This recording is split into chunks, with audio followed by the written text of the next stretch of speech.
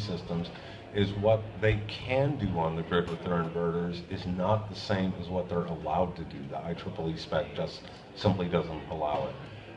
And they've been pushing for a development of more advanced specifications. Now, you have a nice chart here showing if you're fairly compensated for everything, it's profitable.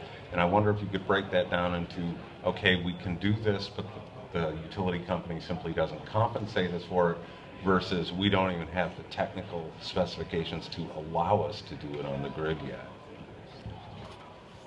I would say that all the things that we modeled as benefits are things that the system can actually do.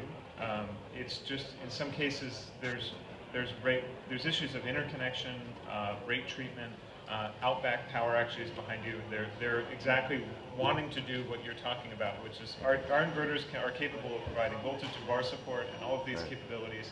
And there was a discussion yesterday on my panel with actually Heather Sanders from the CAISO about what the utilities will do about this, because in the old days they wanted the PV inverters to conform to a very strict standard and just drop offline if there was any problem. And now with a lot of PV, a lot of storage, there's a possibility that the inverters could provide more support. They actually do in Germany. And so there's a lot of interest in that, and there's a lot of discussion about whether or not that will be compensated or whether it will just be a mandatory part of interconnection and participation in the grid. So I don't know how it's going to settle out. That was not something we counted as a benefit in the energy storage modeling that was done for cost effectiveness.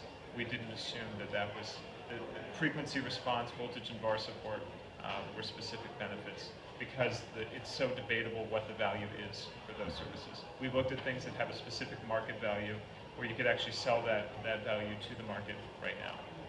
Right, well, to clarify, like for example, one of your examples is frequency regulation.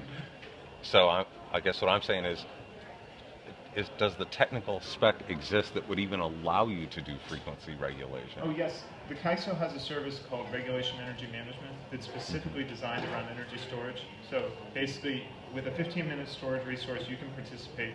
The CAISO will manage your state of charge, and they will return you to the same state of charge at the end of the hour that you bid into as you were at the beginning. And so they basically use it for regulation for the grid. It's a 4-second signal. There's also the traditional regulation market. There's a regulation up and a regulation down service that generators sell to the CAISO right now. So that's something that totally exists.